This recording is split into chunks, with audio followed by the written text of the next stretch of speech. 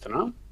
మనం మంచి చర్చ ఒకటి ఈరోజు మనం చర్చ చేస్తున్నాం. ఇందులో మా లోక్ సత్తా పార్టీ కూడా కూటమికి సంపూర్ణ మద్దతు ప్రకటించింది కాబట్టి నేను కూడా గడిచిన 7 నెలలుగా మీ మీద కూడా చాలా బాధ్యత అంశాల ఉంటుంది. దగ్గర మాకు కూడా బాధ్యత ఉంది. మేము కూడా పరిశీలిస్తున్నాం, ఏం జరగాలి ఏం జరగకూడదో కోరుకుంటున్నాం కాబట్టి స్పష్టంగా మేము ముందు అంశాలు పెడతాం. చంద్రబాబు నాయుడు గారు ముఖ్యమంత్రిగా బాధ్యతలు తీసుకునే నాటికి ఈ రాష్ట్రంలో పరిస్థితులు వేరు, అవన్నీ మనం చర్చించుకున్నాం. కానీ బాధ్యతలు తీసుకున్న తర్వాత ఒక 6 అంశాలు స్పష్టంగా ప్రజల గుండెల్లో నాటుకున్నాయి. ఒకటి, అసలు సాధ్యం కాదేమో అనుకున్నటువంటి 4,000 పెన్షన్ ప్లస్ ఎరియర్ 3,000 7,000 రూపాయలు ఇచ్చి ప్రజలకి పెన్షన్ పేరుతో టెన్షన్ లేకుండా చేశారు.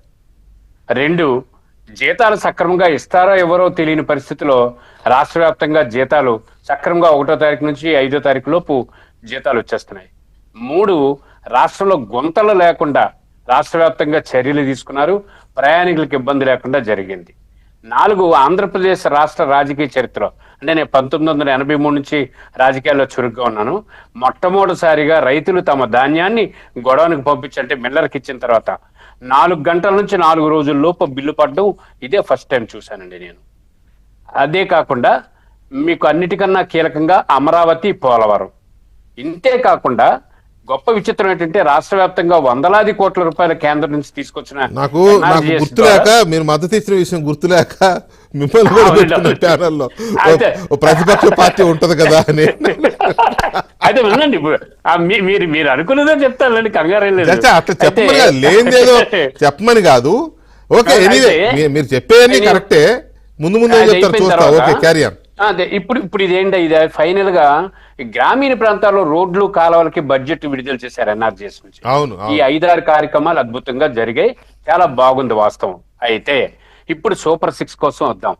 ఆ రోజు రాజకీయ అవసరాలు కానివ్వండి, లేకపోతే రాష్ట్రంలో ఇవి ఇస్తే ప్రజలు ఆదుకోవచ్చు అనుకోవచ్చు కానివ్వండి, లేకపోతే ఇది సాధ్యమా అసాధ్యమా అని ఆలోచించారో లేదో తెలియదు, కానీ సూపర్ 6 అన్నది ప్రజల మధ్యకి వెళ్ళింది. కానీ ఈ రోజు నేను లోక్ సత్తా పార్టీ రాష్ట్ర అధ్యక్షుడిగా గౌరవ ముఖ్యమంత్రికి కానీ ప్యానల్లో ఉన్న పెద్దలకు కానీ నా అభిప్రాయం చెప్తాను. నేను రాష్ట్రం అంతా ఇప్పటికే అన్ని జిల్లాల్లో పర్యటించేసి వచ్చాను. ఈ రాష్ట్రంలో ప్రజలు ఎక్కడ కూడా చంద్రబాబు నాయుడు గారు ఇది చెయ్యలేదు, చెయ్యకపోతే ఇబ్బంది, చేయలేకపోతున్నారు, ఫెయిల్ అయిపోతున్నారు అని చర్చ లేదు.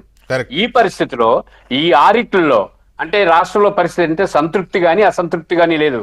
ఒక్క ఆందోళన ఆవేదన పక్కకు పోయింది, పరిపాలన సాగుతుంది, ఆయన సమర్థుడు, చేయగలుగుతాడు, చేస్తున్నాడు అన్న దగ్గరే ఉంది. అయితే ఇక్కడ ఒక్క మాట చెప్పాలి, రాజకీయాల్లో ఒక్కొక్కసారి ఆ వ్యక్తులు ఆ స్థాయి బట్టి ప్రవర్తన చేయాలని నా అభిప్రాయం.